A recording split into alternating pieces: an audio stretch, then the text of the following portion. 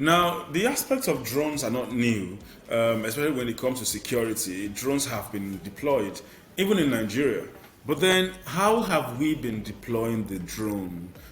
You see, it's one thing to say you want to mount an optical camera so you could take images of the ground and then inspect it to see if you can notice any terrorist.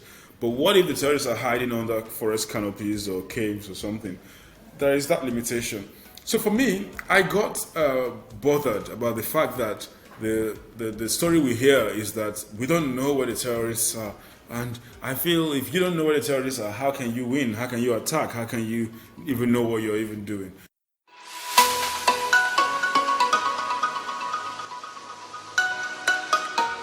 Hello, guys. Welcome to the Techpoint Africa Podcast. My name is Bolu, and I'll be your host for today. Today, we'll be talking about something very interesting. We'll be talking about artificial intelligence, robotics, and everything in between. So, what comes to your mind when you hear robotics or artificial intelligence? Well, for me, what comes to my mind is the movies, iRobots, Terminator. Well, we all know those are just movies, but they are not so far off, or are they? Well, we have someone in the studio. Well, not in the studio. He's joining us virtually from Ibadan, Oyo State, Nigeria. And he's Dr. Ayoola Olusola. He's the CEO and lead researcher at RAIN. RAIN is an AI and robotics firm in Ibadan, Oyo State, Nigeria. And he'll be telling us one or two things about AI robotics, if it's a myth, if the things we're seeing in the movies, or if some of those things are actually possible. You really want to stick to the end of this interview. Hello, Dr. Ayoola. How are you doing? Hello, Bolu. I'm fine. Thank you for having me. It's a pleasure to be here. Yes, yeah, it's a pleasure to really have you on. Yeah, so anyone that is interested in AI, robotics, or any form of emerging tech, must have heard you or seen some of the things that you've done. And for me, the one that sticks out for me the most was a drone that could detect carbon emissions. And you said, you designed something like that, and you said we could actually use it to fish out terrorist groups in their hideouts. And I was like, interesting. Yeah, but before we really delve into that, let's know you a little bit more. Let's hear more about your journey with artificial intelligence and robotics. Thank you very much. I started off as a bachelor's degree, well, as an undergraduate at the University of Ibadan, studying for electrical and electronic engineering degree. And I focused very well on my studies so I could get a first class. Now, when I got a first class, I gained a federal government scholarship through NITDA to study for my master's. And I did that in the area of advanced control and systems engineering at the University of Manchester in UK. Again, I was able to focus again very well on my studies, so I got a scholarship by the United Kingdom's government for my PhD in robotics for extreme environment, which I did. And this time around, I was able to focus in the area of robotics squarely, but also in the area of nuclear decommissioning, the challenges in the nuclear field. I was able to look into how they could get better results, more efficiency with less resources. And that's what AI is all about, trying to make the best of every little resources you can get. And my postdoctoral research experience was also in that area of robotics, but this time around hands-on, building actual robots for use in the nuclear field. And all of this put together, reinforced my learning and made me a better person. And since then, I've come to realize that there are actually very many areas of application of AI in the healthcare, agriculture, fintech, medical care, in so many ways. And for me, it's an interesting field because there is never a boring game. There's never a boring time. It's always something innovative or so to do, and that's how it's been for me so far. Thank you. Interesting, really interesting.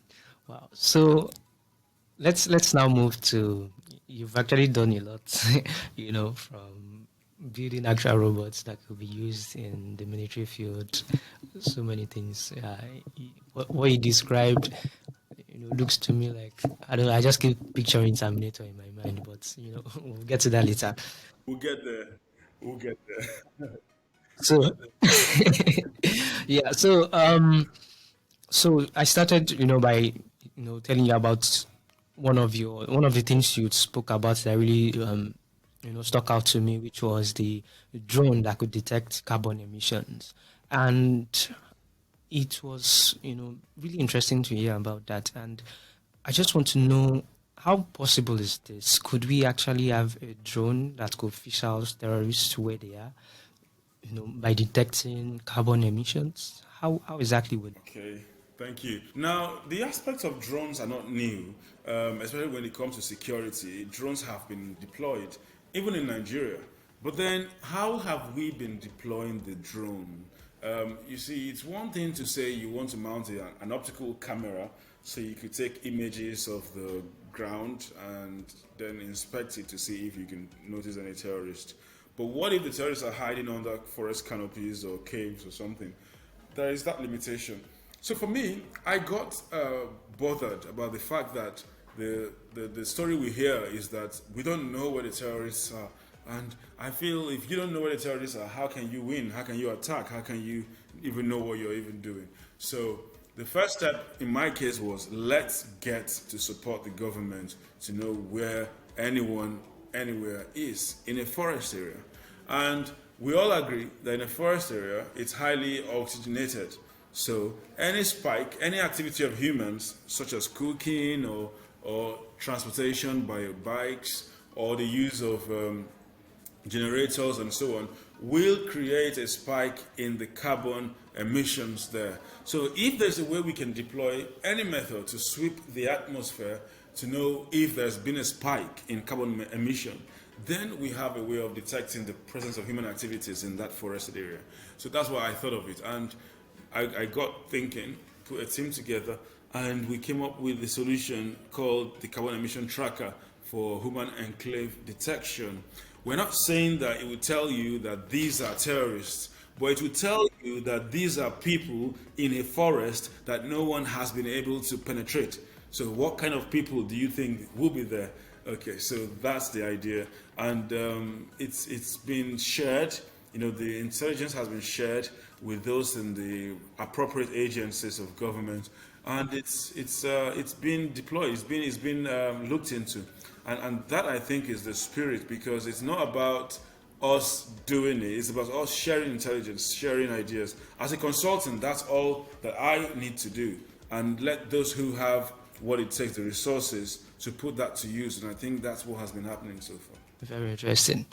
All right. So I did a bit of digging into a technology that could actually detect carbon emissions, and I found out that Total Energies were actually looking to do something like that. They were thinking about mounting a device that could actually detect methane levels in the atmosphere, to detect carbon emissions in the atmosphere, because they were trying to not just detect it, but to be able to calculate exactly how much carbon is being emitted in this area, how much methane is being emitted from this area. And they were going to do that in a bid to reduce, to know, because to reduce carbon emissions, you need to know, okay, what exactly are we emitting, how much are we emitting, and so, and they've been working on this since 2017, all right. And I just want to know, Total Energies, with their resources, of course, they have the resources, they have the human resources, capital resources, where it took them approximately 5 years to do this, and you alone, how were you able to? Was it that you already discovered this, heard of this solution somewhere, or is just, and then you thought about, okay, let's bring it into the military and let's see how it works to help us fight insurgency, or how were you able to go about it with your limited resources? Okay, thank you very much. Now, you see, the thing about technology is that it might take someone 10 years to develop a particular solution, but in the 10th year, 10 other people might come up with that solution. Because the only reason it took them 10 years is because the technology that could have solved that problem had not yet been discovered. And by the time it got discovered, it was like everybody starting on the same level. So that's how I want to picture that. But beyond that explanation, Total Energies, what they were looking into is the ultralight spectrometer. And that method basically uses infrared light and some others to detect the presence of these gases in air. So they are looking at imagery, it's sort of imaging system, which is different from what we have in the carbon emission tracker. So the carbon emission tracker, unlike that other one, is not an imagery system trying to look into the atmosphere and see carbon monoxide. Rather, we are sensing carbon monoxide by, if I may say, by smell. So it's different from sensing it by sight, but not by smell really. It's by collecting samples within the atmosphere and across that space.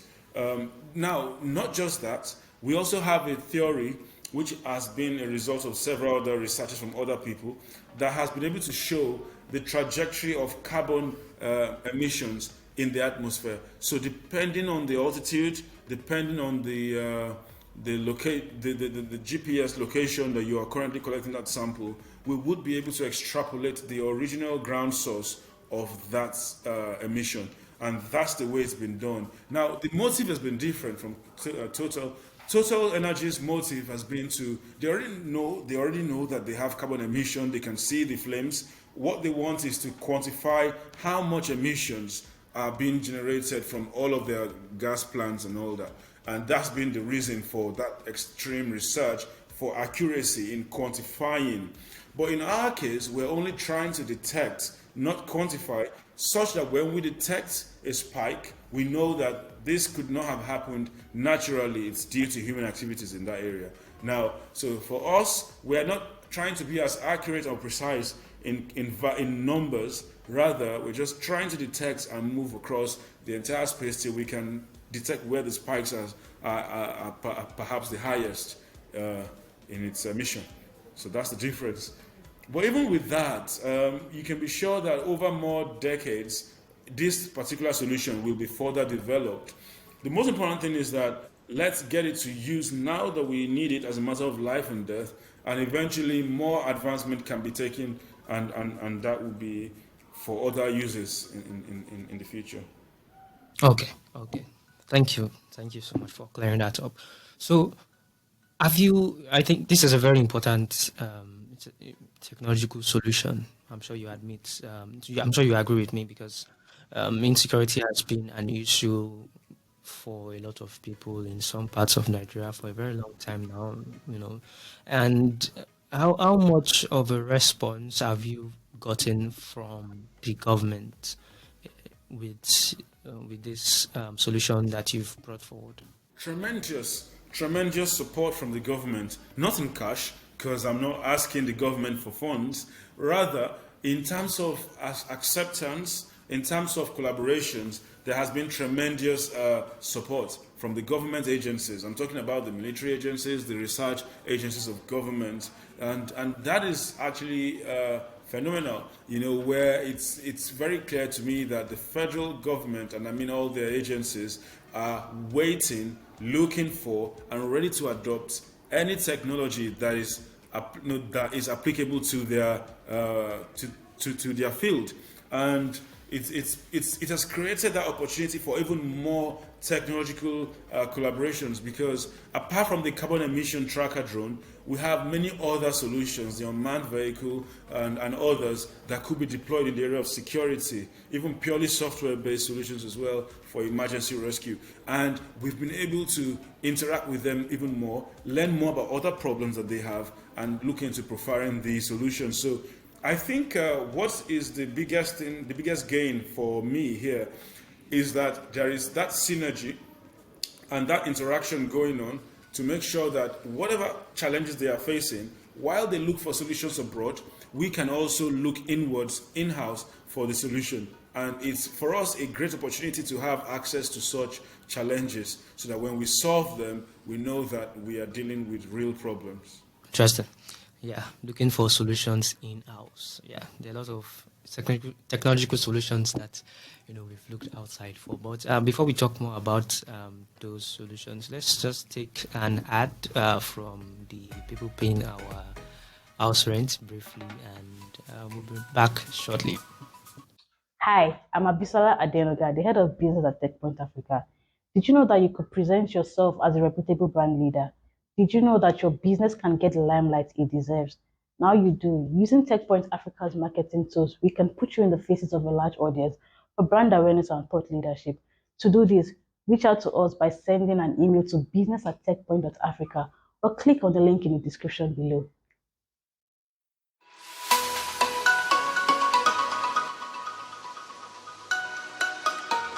Okay, welcome back to the Tech Point Africa podcast. Yes, I've been having a very interesting conversation with Dr. Olusola Ayoola. I'm the founder and lead researcher at RAIN, and he has, been telling me about some really interesting things, the interesting collaborations with the Nigerian military, and a kind of drone that can actually help us detect terrorists activities by detecting carbon emission levels at any location. All right, yeah. So we're talking about I just something I took from your last statement, which was looking for technological solutions in house. I'm sure you would agree with me that when it comes to deep tech, right? And I'm sure what you do qualifies as deep tech. It qualifies as emerging tech. It's not. It's space we see a lot of people play in. All right. What exactly would you say is the problem? I've asked these questions from a lot of people doing things like this, right? And I know the answer might not be that different, but I just want to see things from another perspective. So, what's the problem? Why are most people looking towards software? It's all software in the Nigerian tech ecosystem. It's all software.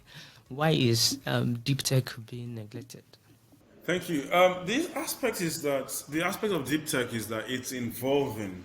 It requires a lot of investment and a lot of time and expertise, and it also requires some sort of comfort. Where you're doing it as a full-time job and not a part-time job. Deep tech requires that you have a laboratory, you have a space where you can do your work, you have clients that are real time, real problems, and all of that. For me, I think the real problem is that most of our people, most of the users of tech in Nigeria prefer to rely on external, foreign technology. And so anybody that wants to import solutions in tech, I mean, for anybody who wants to build solutions in tech, would look at how much patronage will they get. Even the software, the reason you are seeing most of them in Nigeria is because many of their clients are foreign, remote clients, people who can access their services remotely over the internet. But when it comes to patronage here in Nigeria, you find most companies still outsourcing their tech solutions, whether it's hardware or software. So, unfortunately, when it's hardware, it's difficult for you to say you have clients abroad that you are servicing, even though I believe it's very possible to do that if one is able to strategically plan the business. So I think that's the major challenge. And the solution is going to be for government to make a deliberate effort, which is expected of government through the startup bill, to enhance local production or ensure that most companies in Nigeria patronize local or indigenous tech solutions. And it must also start from the government. The government has to make sure that, for example, hospitals are digitized, just like how they've made the broadcasting corporations to be digitized as well. And then ensure that the technology is homegrown, and all of that. I think we have the capacity here in Nigeria. We just need the drive and the determination to put all of these resources to use. Take, for example, we have the Space Research Development Agency, NASDA, and they have access to space satellite data. We can make sure we deploy that for local needs rather than all relying on foreign satellites. So if we can create the avenue more people would see it profitable and would want to go into this. And lastly, the access to raw materials, to resources, is also a big challenge where you have to now buy from China. And to buy from China, you need foreign exchange. And it's very difficult to pay with your Naira card on any global platform at the moment. It's a big challenge. So I think all of these things put together are the real challenges, but it starts with getting that determination right. Let's ensure that people make use of indigenous technological solutions, and then we can now make sure that the environment is available for them to solve problems for people. All right. Yes. I think, and those are really important things that the government need to look into. And my next question now is, it's still a bit on what we just said, but okay, yes, the government has a lot to do, and it's obvious. But regarding individuals, right, in the software space that we have already now, we have a lot of tech companies popping up every day, raising money, doing a lot of things. And like you rightly said, right, it's all a matter of, profitability and things like that. And, hardware requires a lot of funding. But would you agree with me and say some of the biggest problems are the problems that only deep tech can solve? Because I was thinking about it and I was like, all right, yes, you've created a platform for people to collect payments online, but some of the most pressing needs of Nigeria or even Africa generally are people even getting access to healthcare, for example, people getting access to food, making sure there's enough food, because you can't create an app for people to pay online with if those people are not even healthy in the first place. So is there anything that people that are already in the space, right, in the tech space already, people that are already building all these amazing apps that we already have, software applications, is there any role for them to play in making sure that the tech that I think, in my opinion, you might tell me if I'm wrong, that I think, in my opinion, matters the most? Is there anything they can do besides just, the government doing something? Yes, there is, and there are things they can do. As players in the field, they understand the space very well, and they understand the pain that we face. So I think players in this field, those who are already into software technology, can actually decide. Okay, it has to be a deliberate decision to move into hardware. When I came to Nigeria to set up RAIN, I deliberately did it to be hardware first, not software. Because I know that in Nigeria we have so many software developers who don't even need an office. They can be with their laptop in their homes and they can deploy, they can create for you any app, website, web app, or anything. And that's how it is. But I deliberately wanted a hardware environment where I can drill, I can weld, I can, beat into shape, fabricate parts, program it, wire it, and stuff like that. And I deliberately set up this center. So that means that anybody who is into tech already should please realize that there is need to build the hardware. Otherwise, there will be no hardware for you to upload your software into when the time comes. Because look at when COVID happened, it was impossible to order for anything from China. And software alone would not do the job of the defibrillator. There was need for that hardware. So if they can come together, if at all they have to, and set up a sort of workspace. Makerspace already exists, but something that is for manufacturing or for fabricating, so that they can build solutions. For example, as simple as the device used for checking your temperature, the remote temperature sensor device, as simple as that is, we need a lot of skills into that. Plastic molding or injection molding, of course the aspect of wiring, microchipping, and so on. So all of these things must be in the same space. If possible, we need investors, giant investors. I'm talking about the big techies now, to ensure that this is available. We can't continue to depend on foreign solutions. But the main fear for many people is that they believe that hardware is very expensive. But I do not have that. I don't share that opinion, because it's only expensive when it's not your field, when you don't have the knowledge of how to optimize resources. But when you're a hardware person already, you don't have to start by spending millions and billions of naira for everything. You just need to get the things that are needed at that point. And with time, as patronage increases, the size of the business would also increase. But it's only someone that knows about it, someone who has the training, who has the hardware knowledge, that will be able to start small. If it's just an investor wanting to fund an idea, it will seem like a lot of money just to build that.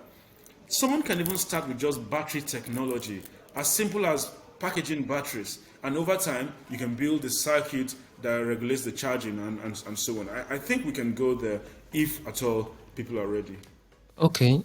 Yeah, so I'm going to disagree a bit with you on the fact that you might actually not need that much funding. Like if you, yeah, I think you're trying to say if you start small, if you know about the space, right, you can start small, create something, make money, and then use that, plow back the profits from that. But I think it doesn't that depend? Doesn't it depend on the space you want to play in? Because you mentioned something about space, satellites, and things like that. I think for such a space, you actually need a lot of funding, and whoever is funding you is not somebody who is looking to get returns in a short period of time. Whoever is funding you must be ready to go the long haul. So don't you think there are some space in hardware where you will need constant funding for a very long time before you can even come up with a prototype? Because I've heard some people in hardware make this case, or is it just are they blowing things out of proportion? Yes, they are doing things out of proportion. I'll give you examples. You are right in what you said when you said one should start small and grow. That's it. Because I have seen someone who said he has a solution to perpetual energy generation, that he has a solution that you can generate electricity through gravity or just through a particular engine that will just keep moving and winding and winding.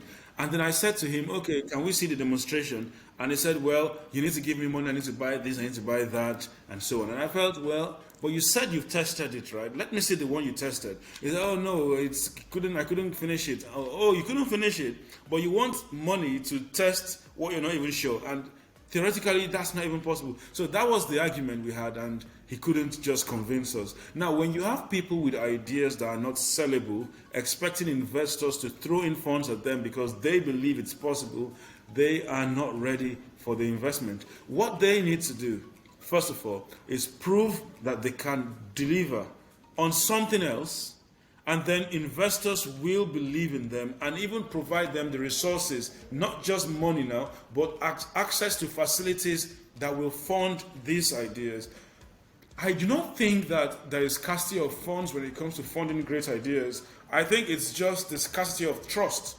And you have to win or earn people's trust, and that's the only thing that is lacking. I mean, for me at RAIN, for example, we've had opportunity, and now we are partnering with the Nigerian Space Research Development Agency. So talking about being in space again, that's an access point, because when you have someone like an agency in charge of space research wanting to partner with you, then that means your ideas that could have been used in that area can now be used, can now be deployed. So it's a matter of trust. People have to start from somewhere, build that trust, so that those who are key players will be ready. And talking about investors who are not looking for quick returns, that's an example, government. But even if not government, there are many other foundations that are existing that are willing to fund ideas without expecting any return for as long as it's saving the planet. And so let's be ready to convince people and not expect people to believe us. And so you have to start from somewhere. In my case, for example, I started without expecting any kind of collaboration or anything with government. But it didn't take long before the government reached out to us for many other areas because they could see that we were already self-motivated and we could do things ourselves. And that's the philosophy that developers must have, because you can't be a developer and wait for people to come and develop you. You have to develop yourself as you're developing other applications. All right. All right. Yes. Well, I think we'll probably still have a chance to delve more on that. Probably when we have another conversation. But let's forge ahead for the sake of our time. So yeah, you said you are into some things at Rain. Yeah, you mentioned a partnership between you and a Nigerian agency. So what can you give us a little bit more information about that and other projects that you're working on at Rain? Right. So with the federal government, there has been a number of collaborations. One of them is a partnership with Nigeria's Space Research Development Agency. And now that is for us to partner with them to bring solutions that will be very vital to Nigeria's tech innovation development. And one of them is the use of drones for mapping, for example, the use of drones for detecting, let me say, urban usage, if I may use the word, and many other innovations that the federal government, through NASDA, will enhance and make available to the people. Now, secondly, there's the other one called NITDA, which has a scheme called NAVSA. NITDA stands for National Information Technology Development Agency, and NAVSA is a scheme that they developed called National Adopted Village for Smart Agriculture. Now, what we've done with NITDA is to build IoT devices for farmers that allows them to control their farm irrigation or their poultry temperature from their homes. And we did that in collaboration with NITDA. So that has been deployed in Jigawa and Abeokuta. Then, of course, with the police, we have a traffic light system that we donated, which is supposed to be a model that allows, in case the police are not on duty on a weekend or a Sunday, or God forbid any kind of protest that makes the police want to stay at home, then that traffic system can be allowed to operate. And it's mobile. It's not like the normal ones that are fixed. This can be deployed to the junction. There is also what we've done for private organizations, in the area of home automation, in the area of logistics. We have projects that we're actually doing. There is one particular project we call IMOB, Industrial Mobile Robotic Platform. It's a vehicle, ground vehicle, that is autonomous or getting to that point of being autonomous. At the moment, it's speech controlled. It's got ability to drive within a controlled environment. And it can carry 250 kilograms of payload. Now, this competes favorably with that of Canada's, they have a company in Canada which has a robot like this, but theirs cannot carry as much as ours can carry. So it's the application of the technology that is ingenious in what we've done to allow for that. And not only that, ours makes little or no noise at all, while theirs makes a lot of noise. So we are building that. We're not done yet, but it's one of those interesting innovations you can expect to see in few months or years to come. So we have many other projects that we are doing software related in the area of fintech and medtech. We had a solution we worked on with the Physiotherapy Association, which has to do with exoskeleton for those who are suffering from upper limb dysfunctions, and many more of that will be coming up with other fields like the accounting field and so on in the future. Wow, those are really interesting. Interesting things you're working on, from the street lights, traffic lights, to I think the one that sounds the most interesting is the one with agriculture, using IoT to help farmers. That just sounds really amazing. Yeah. So we've said a lot about software. We've said a lot about hardware, and I'm sure there are people watching this right now who are maybe founders of a fintech company, founders or a software developer for a fintech company, right?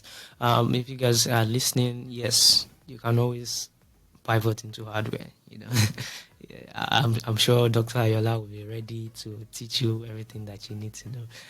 Yeah. And speaking of fintech, we have our fintech summit coming up. Um, on the 26th of November. We've been saying this, we've been announcing this a lot. We've been seeing a lot of people register to come around for that event. It's going to be really amazing. We have the fintech OGs, we have someone from OPay coming. We have the co-founder of Piggyverse. They'll be telling you a lot of all the things and the nitty-gritty about fintech.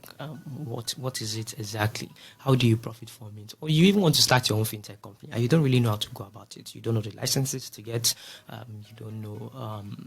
You don't even know the first step to take, right? Or you've seen all these investment applications. You don't know how to invest and make money. Just come to the FinTech Summit.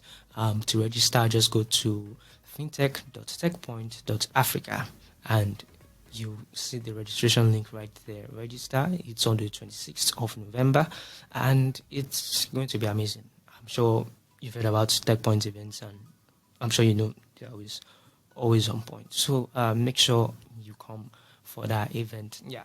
So nice. I've plugged that in shamelessly. So Dr. Ayoola, yeah, I think like I said, the agriculture bit of some of the things you said you're working on sounds really interesting. When can we expect to start seeing these things work? When can we expect to start seeing the ones that are more of something that individuals will use? When are we going to see them being distributed to people where they actually make people's lives a lot better? You see, it's actually very possible to do that right away. But then the thing is that it's important for farmers, for example, to come together to have a sort of tech service provider that will collect and then deploy. Now that's because people have said, oh, why can't you make it cheap so that farmers can buy? But I'm like, they don't even need to buy. They can just make a monthly or yearly subscription. But I can't be the one handling that aspect. I have a lot to focus on, you understand? So there could now be a tech service provider that would focus on agric and say to farmers, these are devices I can deploy to you guys. You can use and pay subscription. Now, that's a business waiting to be tapped by anybody that is fast enough, because these are solutions that farmers really need but cannot afford. And it's possible for microfinance banks to also do the same and add it to one of their packages, or insurance companies. There are so many areas that we need to plug. Now, even if it's the use of drones for farms, for spraying pesticides and all that, again, one farmer may not be able to afford that, but a collective resolve of farmers to have a service provider will help get this available to them.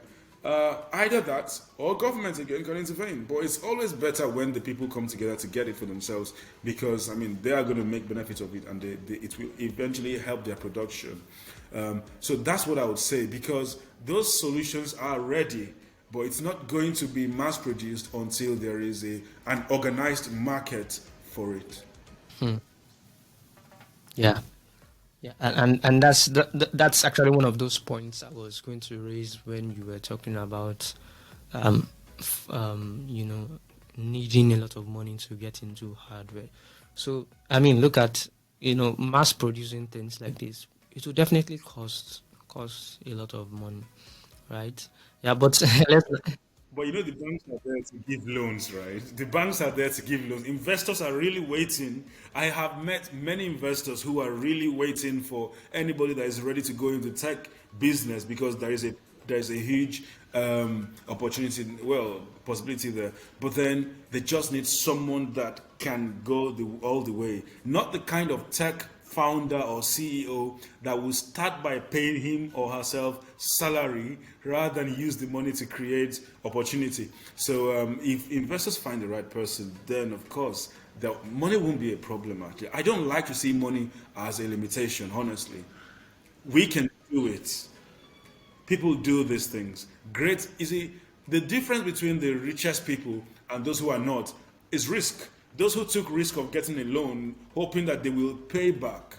Of course, some never paid back and ended up maybe committing suicide or something, but some eventually paid back, even though it wasn't that easy. But these things will come true. All right, yeah. Speaking of dreams and speaking of taking risks, we don't have enough people doing these things, right? And I'll probably, close with this question. And I know you are doing something towards training people to get into this space. And I will probably just be showing footages of your lab and some of the trainings you do there. How do people become a part of this? How do you, impact some of this knowledge that you have already into anyone that is willing to take that big step into big tech? Okay, so interestingly, there are people who are fresh from high school, and there are those who are done with university, and the undergraduates as well, who realize at some point that, hey, we don't have the practical skills yet, because they're interested, but they don't have the skill. And it's one thing to say, I'm going to sit through some online resources and go through this and become great. But when you know time is of essence, you want to give yourself a deadline, and you want to have that discipline to study, you might look for a place that can train you, that can give you projects, that can keep you working all around the clock. And that's where we come in. So when people come to RAIN, they have 12 months of serious, rigorous work experience, teaching and projects, just to the point where they can finish and say, oh, they have built projects. Because it's not enough to say you know Python programming, yet you haven't built anything. You should be able to say, I've used Python to build a web page, a web app. I've used Python to build a computer vision recognition system or whatever. So the step to take is for people to then resolve that they need that kind of physical, practical training. Then they apply to RAIN once in three tries a year. And then if they get the opportunity to study at RAIN, then they'll be given all they need in a structured way. We have a structured curriculum that takes them either through the curriculum for robotics or through the curriculum for AI machine learning, which is like business intelligence. And that's the way it goes. Awesome. All right. So you heard it from Dr. Ayoola Olusola. If you are willing to take that big step into big tech or any kind of tech at all, I'm sure the doors of RAIN Technologies are always open to you.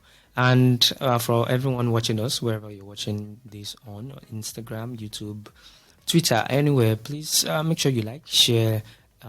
If you find anything interesting, just make a comment.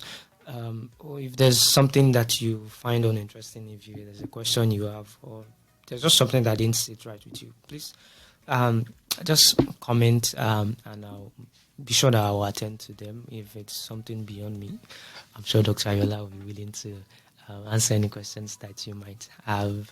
And yes, if you're listening to this on any podcast platform, right, anyone at all, you can always find us on Google Podcast, Apple Podcast, Spotify, iHeartRadio, and anywhere else you get your podcast. Dr. Ayoola, thank you so much for taking out time to be on this podcast. It has been a real pleasure. It's my pleasure to be on the podcast. Thank you for inviting me. You're welcome. And I'm sure this is definitely not going to be our last conversation. We'll still have, be calling you to, getting some expert opinions in the space of hardware, space of AI, space of deep tech. You can be sure I'll respond. Yes, you can be sure I'll respond. Awesome. All right. Thank you, everyone. Thank you so much. Thank you. All right. So this is the end of the podcast. Like I said, make sure you comment whatever I did that you don't like. Just let me know. All right. So bye for now, and I will see you in the next one.